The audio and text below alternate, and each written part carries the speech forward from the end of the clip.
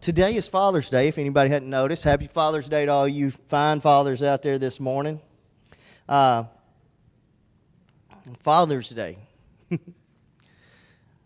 It don't feel right when you walk home with a child for the first time and you got that baby in your arms and you're thinking, okay, I'm responsible for this life. I'm glad she's got a mama, you know. But you raise them, you train them, you discipline them, you try to teach them right from wrong. And you wonder when they get grown, did you do everything you could? Any other fathers ever felt that way? You sat back and said, okay, what could I have done different? Now, keep in mind, we didn't quit with the ones we raised. Of course, Trey and Brandy, Madison and Taylor. And then we adopted two, O'Shea and Junior. Some of y'all may know Junior. Well, I know Blue does. He's his boss over at the mill, bless his heart. He's got his hands full with that one. But that's our adopted son. And then we fostered 23 in 10 years. Nisa and I did. And we have a meeting this week at the governor's, what do you call it, the Capitol building? The Capitol building in Little Rock on Tuesday. We're going to meet with them about starting another program. So we'll see how that goes Tuesday. Fingers crossed and praying hard about what to do next. But we do have an opportunity. We're meeting with the Department of Education. And I don't know what to call her other than one of the governor's assistants. That's her title on her thing. Governor's assistants to faith-based initiatives or something like that. So 1033 initiative, if you know what that is. So anyway, that's kind of where we're at on that. So we haven't quit doing it. We're just changing gears on it a little bit. A father's loving discipline. That's the name of my sermon this morning. And I think about how the Lord has disciplined me in my life. Anybody else ever been disciplined by the Lord?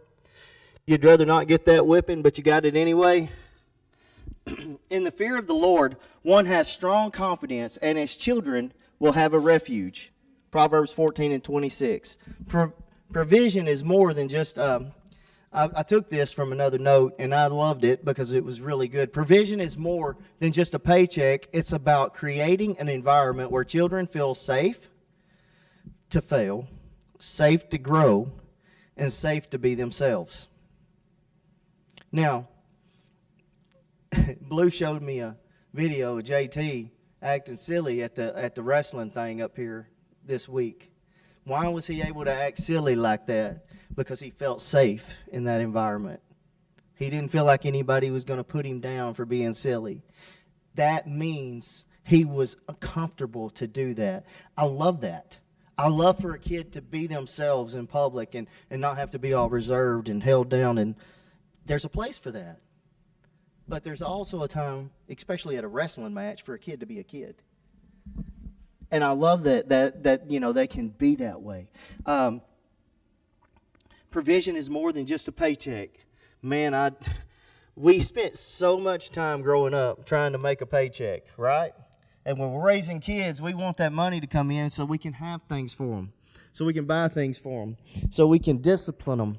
And let me get to the discipline part. Now, everybody in here knows Levi, right? Levi turned 10 Tuesday, right? Was it Tuesday? Well, Wednesday evening, after church, I didn't get to go to church Wednesday night because I was all over the world. But Brother David brought Levi by the house. Well, just about the time Brother David come by, Miss Ann come by to pick up some chicken feed. So I'm outside loading up chicken feed, and I had just got up from my computer where I was writing reports, went outside to load the chicken feed for Miss Ann, and then when I come back in, this has probably been about 10, maybe 15 minutes. And I walk back in the house, and I get in there, and what's wrong with this TV? I had just been watching a YouTube video. It was a prophecy video that I was watching, and I was watching a YouTube video, and I couldn't even get YouTube to come on. I couldn't even get a picture on the screen. I said, Levi, now I'm 51 years old. Levi just turned 10. And I handed him both remotes to the TV, and I said, fix this TV so I can watch TV again. And I was like, I don't know what you done to it, but I know that you come in here and worked with it. The remote wasn't been moved, and that's why I knew, because I couldn't reach it from my chair. I had to get up and go get it. And so I was like, I said, he done something to this TV. Well, he starts crying. He said, I broke it. I said, broke the TV? And I'm still trying to register, okay, what did he possibly do to break the TV? And then he said, I hit it. I said, you hit it? And now I'm getting the picture of what's happening here. The TV didn't do what he wanted it to, so he hits it with a remote. He cracks the LCD screen on it. So now the picture don't work at all. It's got good sound. If anybody needs a TV with sound with no picture, I got you covered. So anyway, I began to question him. Why would you hit the TV? Because I was mad. And I said, okay, here's the problem. We don't get mad at things. That TV can't do nothing about it that it ain't programmed to do. What happened was Netflix wouldn't work. And I don't watch Netflix. So Nisa's card got hot carded because somebody was stealing her number on her credit card, and they had to do all that mess. You know how it works. I never put the card back in on Netflix. I was like, I don't watch it. I don't need it. So I just didn't reload it. He didn't know it had expired or whatever. And so he goes in there and he's like, it worked the last time I was here. And he just hits it with the TV, with the remote. I guess he thought it was going to make it work. But anyway, he got in trouble from Pappy. Now, Pappy did not whip Levi. I ain't going to do it. I carried him out to Nene. I made him tell her what he had done. I was real stern with him. I got on him pretty good. I talked real mean to him. I said, now, that's going to cost you. You're going to have to work this off. You're going to have to go out there and pick up eggs. You're going to have to go do this. I had all kinds of projects for Levi to go do. And I said, now, if Nene's outside, because I couldn't go outside and work because I'm having to write these reports. I said, if Nene's outside, you better be right beside her. He got up the next morning and was out there when she went out to milk the cow, he was out there getting the buggy and helping her tote the feed over and milk the cow. He was right beside her the whole day. And he was, I put the fear of God into him. He thought he was going to get out of getting in trouble. But then Mama come home from camp, and they went home, and he had to talk to Daddy about it. Well, Daddy got him. He wasn't so kind as Pappy. And so anyway, Mama made him run up and down, made him run laps. Daddy whooped his hind end, and now he's grounded for 2 weeks from all of his electronics. Now, it ain't about the TV. I could care less about the TV. The point is, we can't have him getting angry at other situations in life. And so we got to stop that before it gets out of hand, right? We can't let him go around hitting stuff because because it quit working. But, a lot of mechanics will hit it with a wrench, say, well, stupid thing. We've all done it. But frustration, I can understand frustration, but learning to control that is important. We have to be able to control. We can't act like that in public. These kids that get down and throw these temper tantrums in the grocery store, laying down in the aisle screaming and yelling, I can just tell you what Wayne Watkins would have done if Shawn would have done that. It was never a thought. Daddy, can I get this cereal? Nope. That was the end of the conversation. No more asking. If you ask again, you're probably going to catch one across the mouth. I said no, and that's it. That's the end of it. We're not going to beg for it. We're not going to act up for it. But in a 10-minute process there, Levi broke a TV.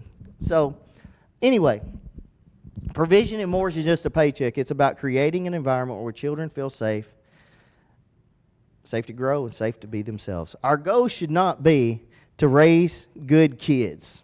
We got a lot of good kids out there, right? But we need godly kids.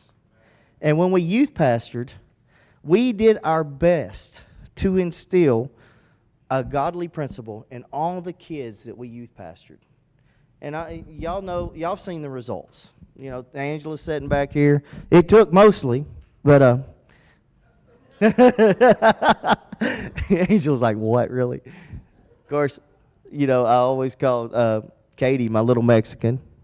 And I had got to go see her in October when I was out in Colorado. But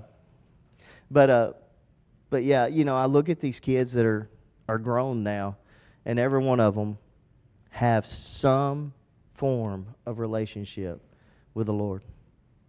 Some of them got away from it for a little while, but they come back around. Dylan's raising his hands over there. My scripture is going to be from Proverbs 3:11 and 12. A young man once was learning to ride his bike, and his father was teaching him. He remembered the excitement of gripping the handlebars, the wobbling wheels, and the thrill of moving forward. But he also remembered the falls, the scraped knees, the tears, and the moments when he wanted to give up. Each time he was ready to quit, his father would steady the bike, look him in the eyes, and say, "I'm not letting go because I want to see you ride."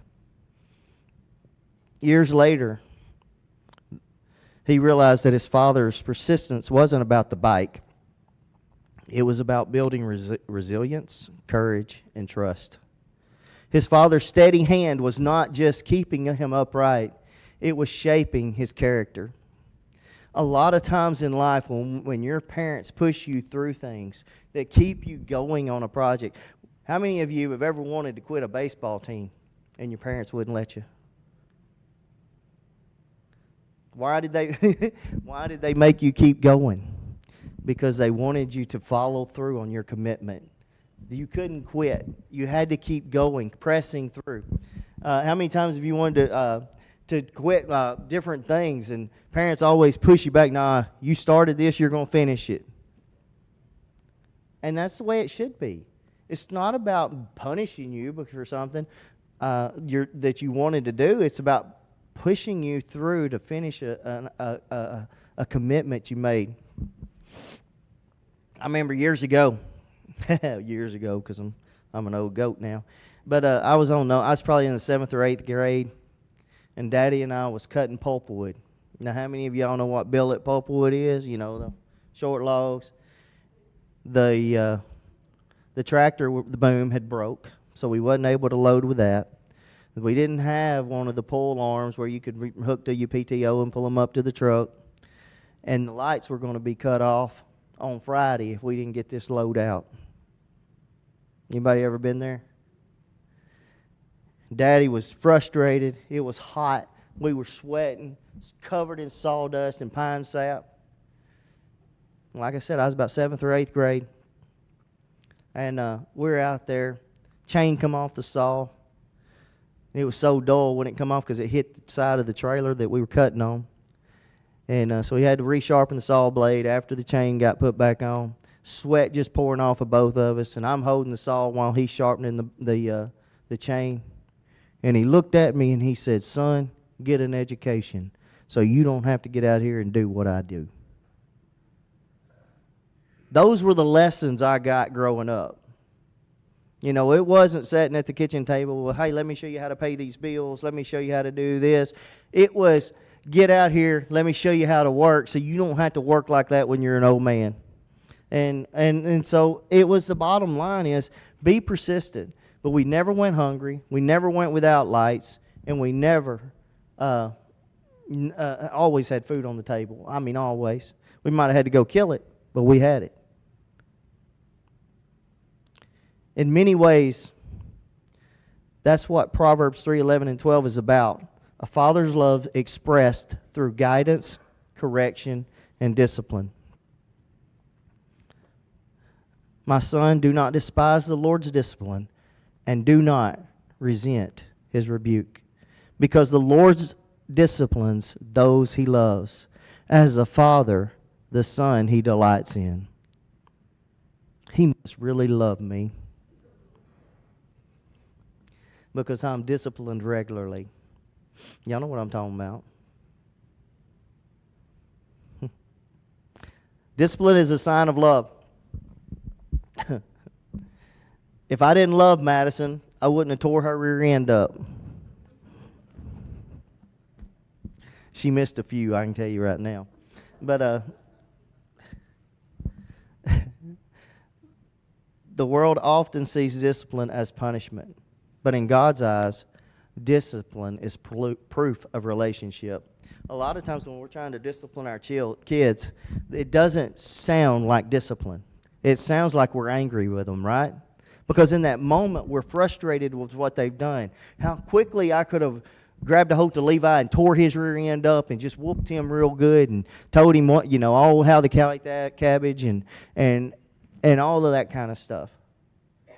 But I was stern with him. I decided, nope, this is not, I could care less about the TV. I want him to learn from this.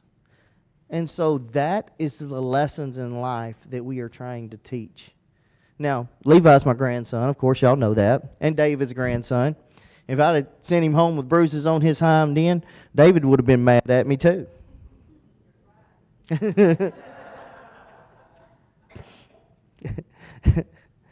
But if a father doesn't care about his children, he'll let them do whatever they want, even if it leads them to harm.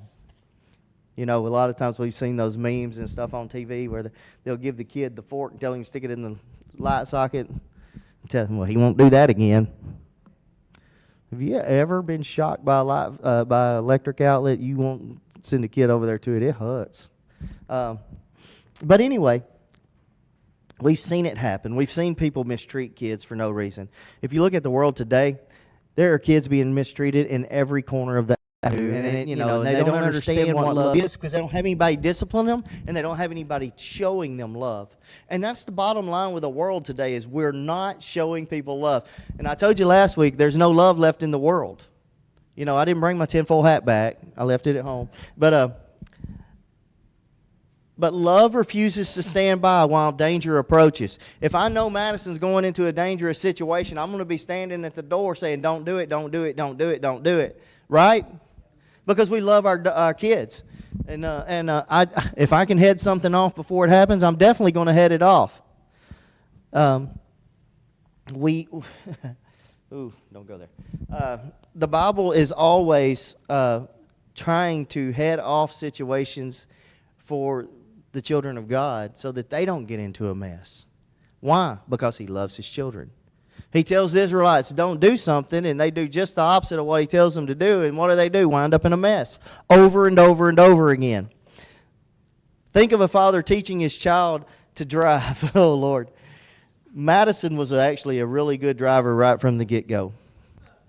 Now, she does follow a little too close, but so does her father. And she waits a little late to stop at the stop sign still today. Right, Johnny? Now, Johnny drives cross-country some. And he's a truck driver. He's got a CDL. And he rides with Madison when they're driving around town. I said, you brave soul. But Taylor, she was not a great driver. Think of a father teaching a child to drive. He doesn't allow reckless speeding, not because he wants to ruin the fun, but because he wants his child to live. The rules are not restrictions, they are protection. Now, I found that illustration and I thought about all the things teaching Junior to drive and teaching O'Shea to drive. And O'Shea had never driven. This kid skipped the 8th grade because he was so smart. And when in the 8th grade, they tested him. He tested on a 12th grade reading level in the 8th grade. And so they moved him up gladly to the 9th grade, and he was able to skip, a grade when we had him. But anyway, it was really funny. 5 times he took the driving test before he passed it. And I said, Lord have mercy, is it that hard? Junior quit school, can't hardly read or write, and didn't graduate, didn't want nothing to do with that school because he's smarter than all the teachers, took the driving test 1 time, passed it. Now, I don't know how he did it, and I don't understand the concept of it, but neither one of them could drive. But when we put Junior in the vehicle, O'Shea in the vehicle, he can't see either. Now, his glasses are real thick. Now, O'Shea is now in Korea, South Korea, and he's working with the Army over there, and he's a wheeled tank mechanic. So he's doing a lot better. But I don't figure they're letting him drive the tanks around, I'll be honest with you. But he's probably just working on them. They find out how he drives. They're not letting him drive around. But anyway, he's a good kid, but it's just one of those things that I want them to learn to drive so that they can drive equipment and tractors. I can turn Junior loose on the tractor and let him drive it. But I could never turn O'Shea loose on the tractor and let him drive it because he couldn't have a concept of the gears and the levers. I mean, it didn't register with him. Different kids learn different ways, right? Driving them around, we would go to the parking lots, and we'd drive around church parking lots when they were learning to drive and stuff like that. Because it's always easy, if we hit a church building, they're forgiven. So, just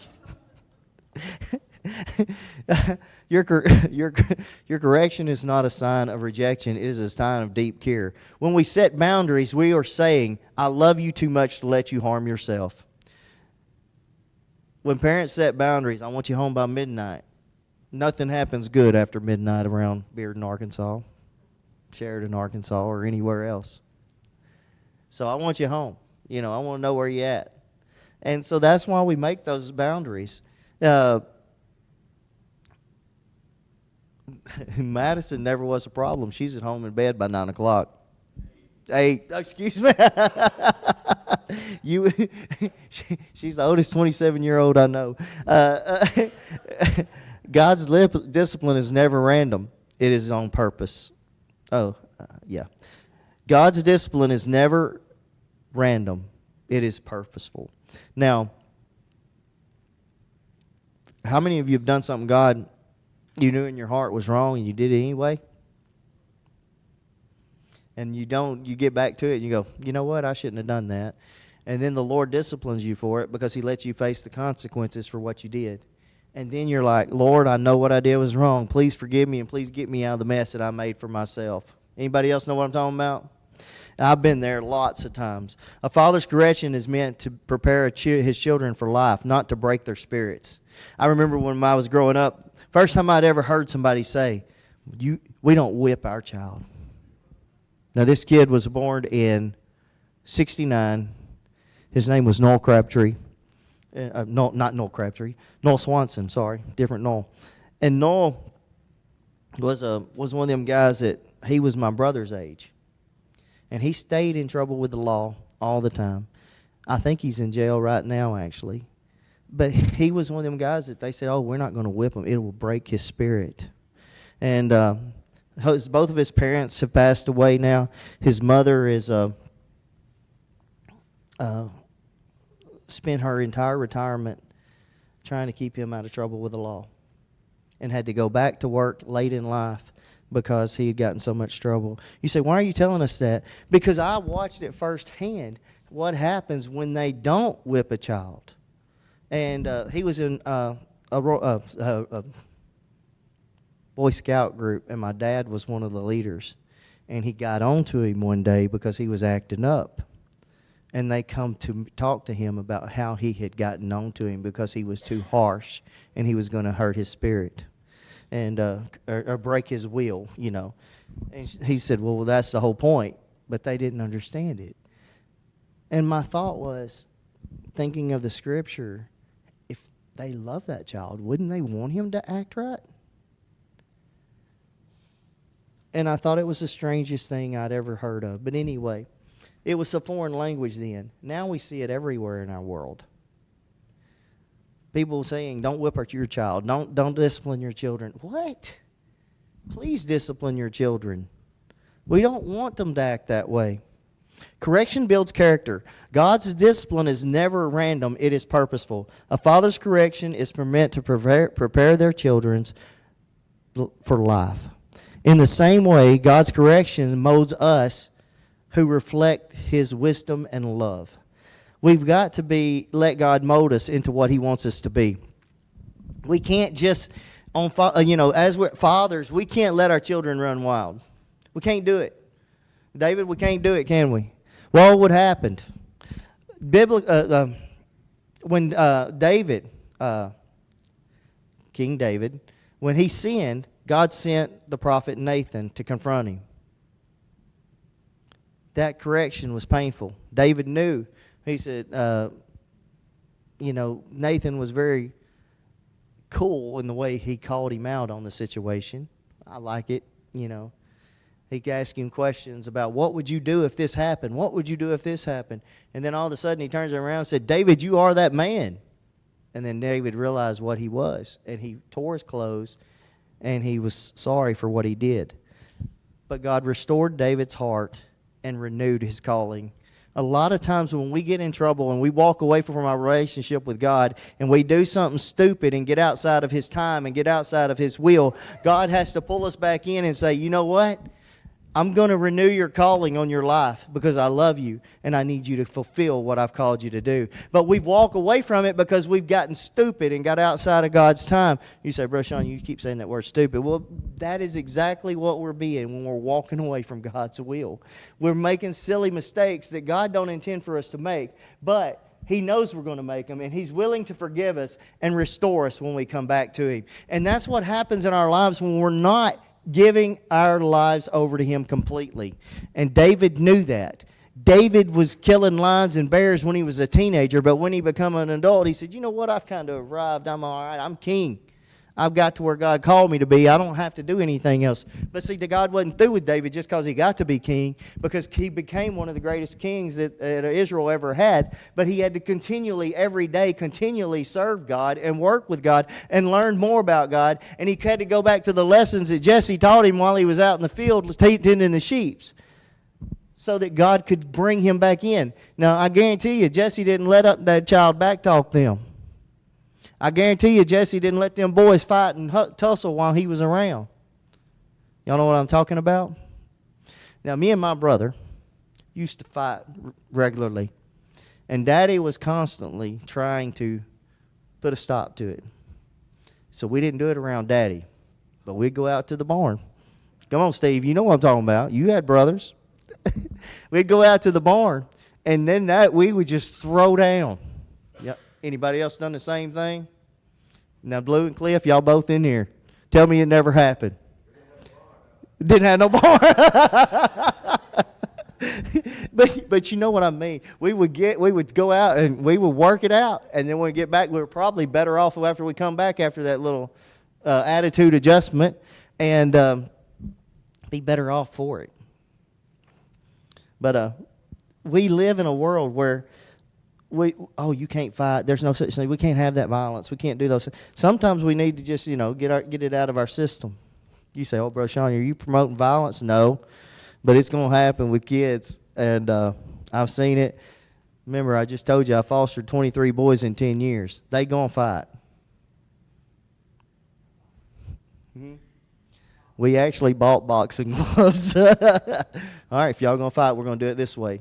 Y'all go handle it out in the yard. Don't break nothing in this house. It may be old school. It may be a little unorthodox. And we didn't video nothing. We didn't watch nothing. We said, get it out there and get it over with. And everybody keep it clean. Most of the time, they were done when you give them permission. You know what I mean? Oh, this is really going to happen? They're going to let us do this? It was most of the time we're getting the gloves on them and handing them gloves, and they stop before they get outside. Well, I'm all right now. You say, it doesn't make sense either to me, but they did it.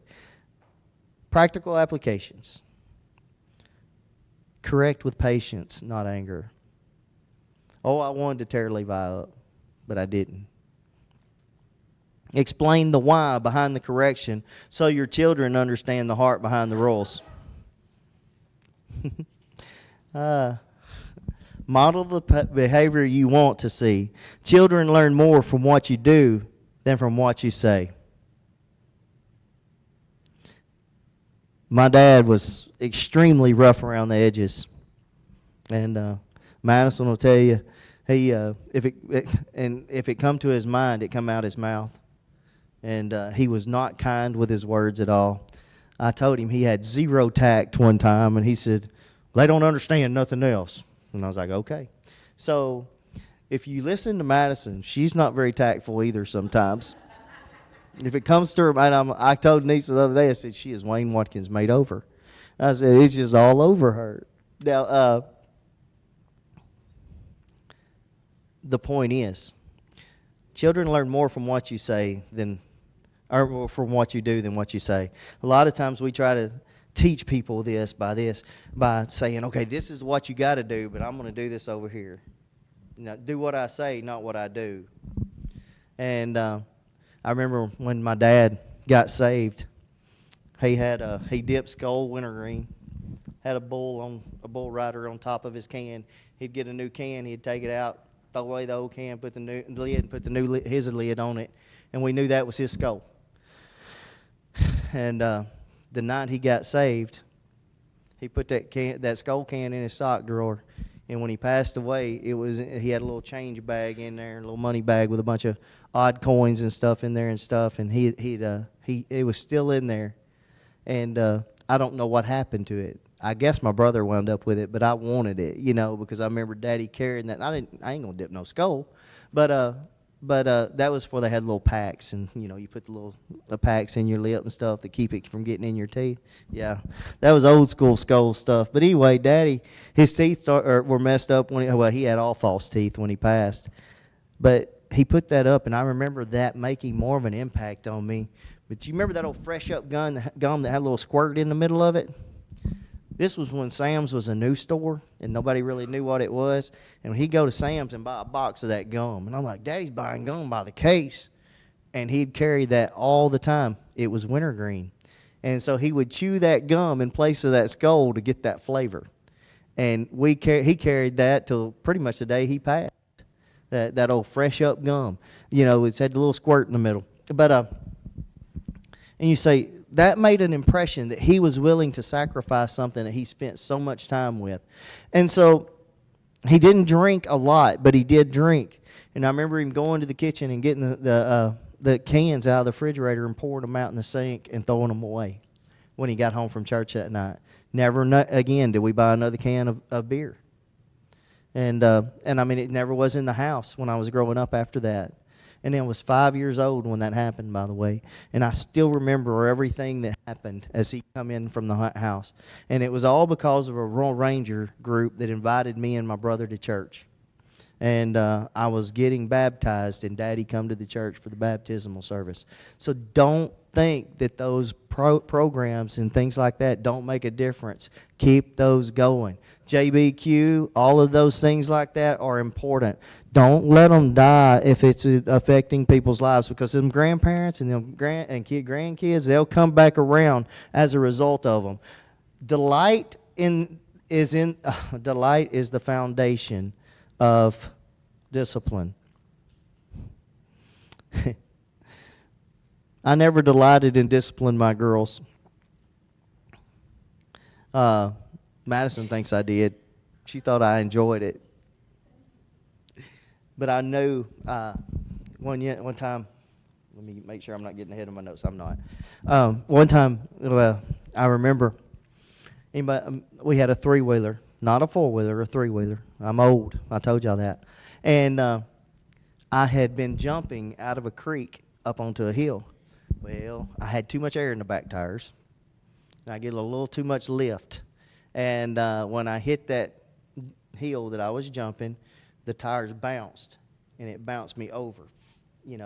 I bent the handlebars on the three-wheeler. So I take it back up the house. I park it. Daddy come home that evening from work, and he goes to get the three-wheeler to drive it down. He was going to take the feet off the back of the truck and drive it down to the barn, throw it on the basket on the three-wheeler. Gets up there, and he looks at it. He goes, "What happened to three-wheeler?" "I don't know." Well, my snitch brother, he goes down to the barn, and he's unloading the feed into the granary, the little building on the side of the barn, and he's throwing it in there, and he's looked at Dude, and he goes, Dude, what's my brother's name?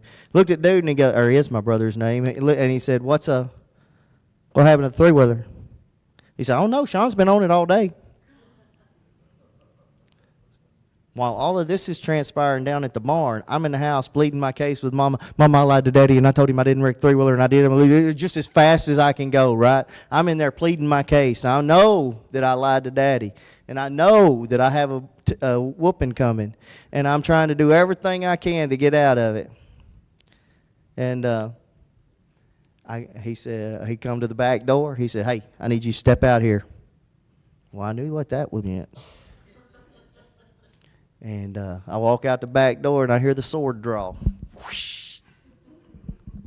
And he said, I ain't whooping you because you wrecked the three-wheeler. I'm whipping you because you lied to me. Yes, sir. Yes, sir. I understand.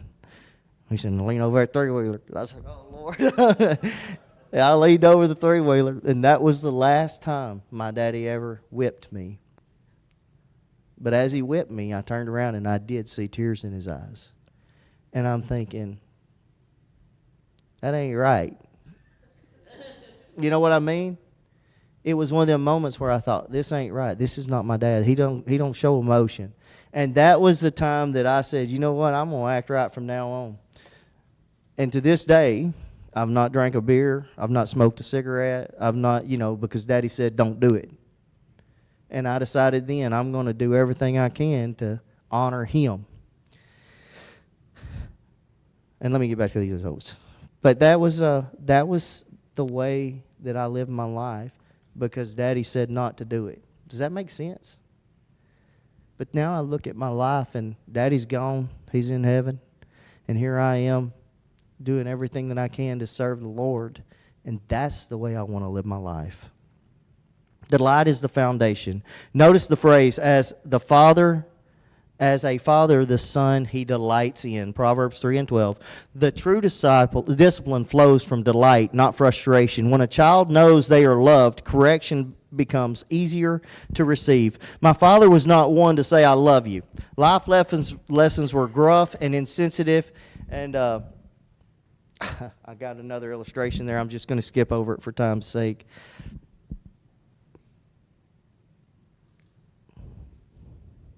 For Father's Day today, dads, tell your children you love them. Don't put a condition on I love you if you love them. Madison asked me the other day, I guess it's been a week or so ago, she said, Dad, what do you want for Father's Day? I said, I just want everybody here in one place. Everybody at the house. It doesn't matter if they buy me a gift, a card, or anything like that, just as long as they're all at the house. So this morning I got up and I pattied out 26, 27 burgers. Got them all seasoned up, ready to grill this afternoon. And everybody's coming over, I think at 5 or 6 this evening. And we're going to cook burgers and play cards. I don't know what we're playing. Madison's in charge of the games. So that's what we're doing today. And that makes me happier than anything in this world. Because I'll tell you right now,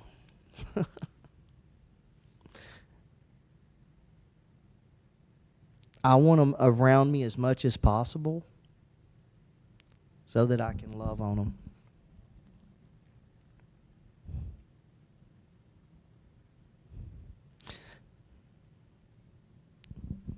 Celebrate their progress, not their achievements. Every day that a child does something good, celebrate it. Not just because they arrived and they won a championship or something like that. We celebrate those too. But celebrate the milestones along with the great victories. The Lord celebrates them with us, thinking of AA and how they get the coins. And that's a milestone. Okay, I've been 6 months. I've been a year. I've been 18 months. And then, those are milestones without going back to it. Celebrate those milestones with your children the same way. Not alcoholics or anything, but you know what I mean. Tell your children you love them. And understand that when we're disciplining them, I'm correcting you because I believe in you and I love you. I wished I would have been. We don't prune trees, Chase, because we dislike the trees. But because we want the tree to grow stronger and bear more fruit. In the same way, a father's correction is pruning for growth. God is our Father, perfect Father, earthly fathers. No matter how good or imperfect, we sometimes discipline out of frustration. We sometimes fail to see the bigger picture. Just as I had to trust, and I didn't even tell that story, when we're learning to trust. Years ago, we were putting on a metal roof. I was probably 18, 19 years old. Tracy and I had just been married for a little while. And Daddy and I were putting on a roof on my days off. And he was between jobs at the moment, and he was just trying to make a little money on the side and doing a little carpentry work. And so we were out there putting on this roof. And this was when a cordless drill was a brand new thing. Some of y'all going, that's new? The cordless ones are. We always had the drilled screws, but it was a new thing, and I had a Milwaukee drill that was cordless. And it was heavy. It was bigger than them things we got today. Wasn't near as powerful either. And I remember being on this roof, and Daddy said, I'm going to go down here and start rolling up the cords, because where we'd been cutting all the metal and everything, and we were done with the roof. We'd done had the ridge cap on, and I said, well, I'm going to stay up here, and I'm going to screw this thing off and finish screwing it off so we don't have to come back tomorrow. All right. So I'm up there, and I'm putting screws in all the holes, and I'm just screwing it off. And he said, well, come on down. Let's go get some supper. I said, all right. So I step over the side of the roof that the ladder was on. The dew had fell. Now, if you've ever been on a metal roof, when it's wet, it's slick. Brand new metal. It still had the powder coat between it, so it was slick. They put the powder coat on between the metal. It was a green roof. And my feet shot out from under me, and I threw that drill one way, and I went the other. And I'm grabbing everything I can grab to hold on. Y'all know what I'm talking about. Y'all ever fell on a metal roof, you know. And I catch myself. And every time I try to move again, my feet slip. So I'm held still. And I'm nervous as I can be. And there's a ladder that we climbed up on. It's an extension ladder. Now I'm about 18 foot from the valley of the side of the house to the ground, and because it was on pier and beam. And Daddy said, where you at? I said, I'm lined up with a ladder. He said, slide to it. I said, he can't hold that ladder from the ground. I knew how much leverage I was fixing to put on it with my weight. And, of course, back then I only weighed about 169 pounds. But I started sliding. And I was like, okay, here we go. And I hit that ladder with my feet. And I fell back because he slapped the ladder into me. And when I got stopped, I was long ways with the edge of the drip of the house. And that ladder was in my ribs. It hurt. And I just got on that ladder as quick as I could and got down off that roof. But if I hadn't have trusted him to hold that ladder, I would have probably wound up on the ground, all broke up and busted up. We have to trust the Lord the same way. When we can't see what's going to happen or what the situation is, we have to trust him. Hey, are we going to slide on down and hope that ladder will catch us? Or are we going to wait and stay up here and never take the chance to get off the roof?